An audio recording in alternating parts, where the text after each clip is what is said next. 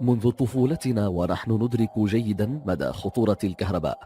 وأننا يجب علينا أن نتعامل معها بحذر شديد. وبالمقارنة بالمخرج الكهربائي في منزلك وما يحمله من تيارات كهربية وخطوط الكهرباء بالشوارع، فخطوط الكهرباء تحمل الكثير والكثير من التيارات الكهربية بشكل مرعب.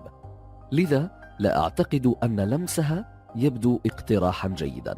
ولكن الغريب في الأمر كيف تمكث تلك الطيور بالساعات على تلك الخطوط الكهربية دون أن تصعق، خصوصا وأن تلك الخطوط لا تكون معزولة أو مغطاة مثل تلك الأسلاك الخاصة بالأجهزة الكهربية. حسنا، السبب في ذلك لا يعود إلى أن الطيور تتمتع بنوع من القوى الخارقة، وإنما السبب يكمن في الكيفية والطريقة التي تعمل بها الدوائر الكهربائية والتي يتحرك بها التيار الكهربي.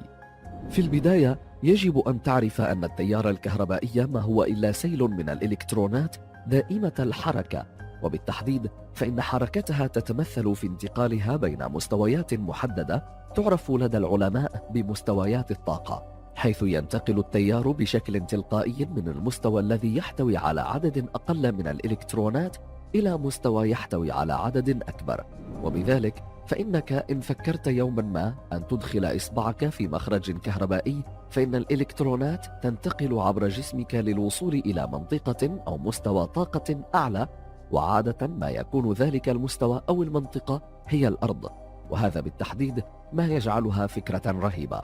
ولكن عندما يقف عصفور على سلك كهربائي من خطوط الكهرباء فإنه يكون في أمان تام، وذلك لأن كلا قدميه تلامسان نفس السلك، أي أنهما غير متصلان بمنطقة ذات إمكانات أكبر أو مستوى طاقة أعلى مثل الأرض.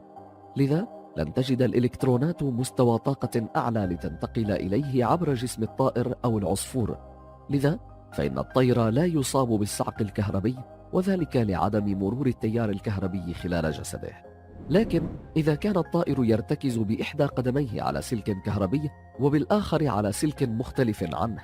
الآن يعتبر جسمه مسارا إلكترونيا للتيار الكهربي أو الإلكترونات للتحرك من مستوى طاقة معين وهو أحد الأسلاك إلى مستوى طاقة أعلى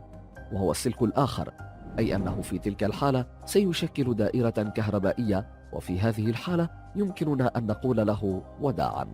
لكن لحسن الحظ فإن معظم الطيور لا تواجه مشكلة مع خطوط الكهرباء باستثناء بعض الأنواع المعينة، وعادة ما تكون أنواع الطيور الجارحة مثل النسور والصقور والبوم، وذلك لأن تلك الطيور بأحجامها الكبيرة عندما تتواجد على إحدى أقطاب الكهرباء يمتد جناحها ليلامس أحد الأسلاك الكهربية الممتدة من القطب الآخر،